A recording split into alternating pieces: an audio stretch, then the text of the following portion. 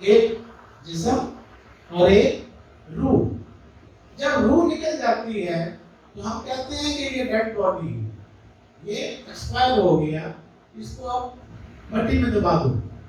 کیوں کہ اس میں جو کام کرنے والا انسان تھا, اصل انسان, وہ اس میں سے نکل گیا. اب یہ اس کا کون پڑا ہوا, یہ اس کا ڈبہ ہے خالی. تو اصل انسان کون ہے؟ آپ کی روح. اللہ فرماتا ہے وَنَفَخْتُ فِيهِ مِنْ رُوحِي, میں نے پھونک دی اپنی روح. اب انسان کو اللہ نے فرمایا اِنِّی جَاعِلٌ فِي الْأَرْضِ خَلِیفَۃً, میں نے زمین پر اپنا اس کو نائب بنایا ہے. تو نائب کے پاس تو پاؤں ہونی چاہیے. تو اس کا مطلب ہے کہ نائب وہی ہے جس کے پاس خدا کی پاؤں ہوں گی, خدا کے اختیارات ہوں گے. وہ علامہ اقبال کیا کہتے ہیں, نگاہ مرد مومن سے بدل جاتی ہیں تقدیریں. تو تقدیریں تو اللہ بدلتا ہے. حکیم الامت علامہ اقبال کہتے ہیں کہ بندہ بدل دیتا ہے, مرد مومن سے بدل جاتی ہیں تقدیریں. جو ہو ذوق یقین پیدا تو کٹ جاتی ہیں زنجیریں. کون سی زنجیریں؟ یہ جن زنجیروں نے ہمیں جکڑا ہوا ہے. دولت کی ایک زنجیر ہے, شہرت کی ایک زنجیر ہے, عورت کا ایک جو ہے فریب ہے. اسی طرح ناپرستیاں ہیں, ذات پات قوم قبیلے برادریاں حسر کوز, یہ 360 فٹ جو رسول پاک نے کعبے سے نکالے تھے, توڑے تھے, وہ ہمارے اندر آج بھی موجود ہیں. جب تک ان کو باہر نہیں نکالیں گے توڑ توڑ کر, اس وقت تک عشق رسول مکمل نہیں ہو سکتا. صرف زبانی کہہ دینے سے, لیکن ہم نمازیں پڑھتے ہیں, قرآن پڑھتے ہیں, روزے رکھتے ہیں, عمرے کرتے ہیں, حج کرتے ہیں, ورد وظیفے پنج صورتیں تہجدیں تلاوتیں سارا کچھ کرتے ہیں, پھر ولی اللہ کیوں نہیں بنے ابھی تک؟ کوشچن مارک ہے, سوالیہ نشان ہے کہ بچپن سے لے کر آج تک سارے نیک کام کر لیے, ولایت کا درجہ کیوں نہیں ملا, عارف کامل کیوں نہیں ملے, باطن روشن کیوں نہیں ہوا, اندر کی آنکھیں کیوں نہیں کھلی, دیدار الہی نصیب کیوں نہیں ہوا؟ وجہ اس کی یہ ہے کہ انسان اور اللہ کے درمیان سب سے بڑی رکاوٹ انسان خود ہے. یہ جو لفظ علماء فرماتے ہیں نفس پلید چاکیتا اساس لو پلید نہ سے, یہ ہمارا دشمن ہر وقت ہمارے اندر بیٹھا ہے, اپنی چالیں چلتا رہتا ہے. کبھی رحمانی کیا, کبھی شیطانی کیا. کبھی ہم نے دل کیا اللہ کی مان لی, دل کیا شیطان کی مان لی. دل کیا ایک نماز پڑھ لی, دل کیا 4 پڑھ لی. دل کیا روزہ رکھ لیا, دل کیا نہ رکھا.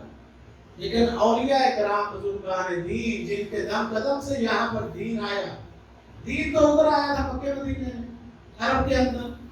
تاریخ ہندوستان ہمیں بتاتی ہے کہ یہاں سب کانٹیننٹ برصغیر کے اندر دین لانے والی ہستیاں صوفیاء کرام, اولیاء کاملین, بزرگان دین ہیں, جنہوں نے اپنی محبتوں سے, اپنی محنتوں سے, کاوشوں سے دلوں کے اندر عشق رسول جو ہے اس کی شمع روشن کی. اور یہ پورا خطہ جو کفرستان تھا یہ اسلام کا گہوارہ بن گیا. یہ اولیاء کرام بزرگان دین, ان کے مزارات بھی زندہ, ان کے نام بھی زندہ, ان کے کام بھی زندہ. ان کو عام بندہ نہیں کہتے ہیں, مظہر نور خدا کہتے ہیں. گنج بخش فیض عالم مظہر نور خدا ناقصانہ پیر کامل کامل اعلی رہنما. ان کو عام بندہ نہیں کہتے, غوث اعظم کہتے ہیں, ذوق الانبیاء کہتے ہیں, نائب رسول کہتے ہیں, سلطان العارفین کہتے ہیں. یہ چکر کیا ہے؟ قبرستان بھرے پڑے ہیں قبروں سے. وہاں پر حافظ بھی ہوتے ہیں, قاری بھی ہوتے ہیں, عالم بھی ہوتے ہیں, محدث بھی ہوتے ہیں, مفتی بھی ہوتے ہیں, نمازی بھی ہوتے ہیں. لوگ وہاں فیض لینے کیوں نہیں جاتے؟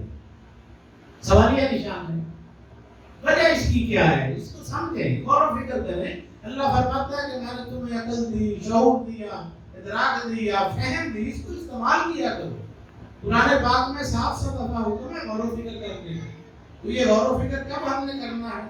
اسی زندگی میں کرنا ہے, مرنے سے پہلے. وہ تو قبل تموت حدیث میں آتا ہے کہ مرنے سے پہلے مر جاؤ, اپنی حقیقت سے آشنا ہو جاؤ. یہ جو دم غافل سو دم کافر, سارا مرشد ہو پڑھایا ہوں.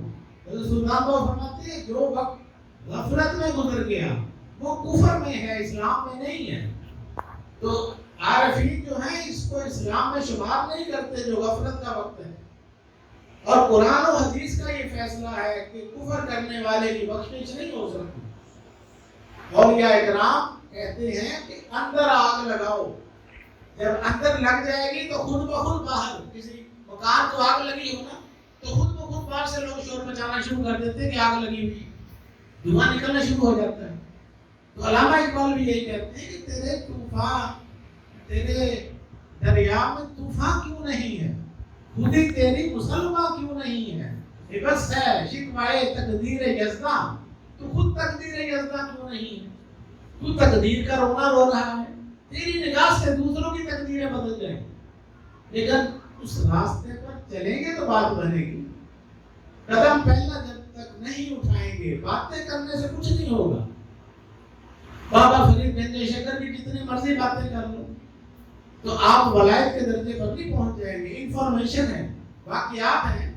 مولا علی کے واقعات جتنی مرضی ہے پڑھ لو کتابوں میں، سلطان باہو کے پڑھ لو، جنید بغدادی کے، باقی یزید بستامی کے، خواجہ معین الدین چشتی اجمیری کے، نظام الدین اولیاء کے، لال شہباز قلندر کے، مجدد الفسانی کے، بشر حافظ کے، ذوالنور مصری کے، کتابیں بھری پڑی، جتنے مرضی واقعات پڑھ لو. یہ جسٹ فار انفارمیشن، صرف معلومات ہے. اس کا مطلب یہ نہیں ہے کہ آپ کو ولایت حاصل ہو گئی یا آپ کے اندر نور معرفت جو ہے وہ داخل ہو گیا. نہیں، اس کے لیے محنت شرط ہے. حرکت میں برکت ہے، حرکت کرنی پڑے گی. جس نے حرکت کی اسی کو برکت ملی.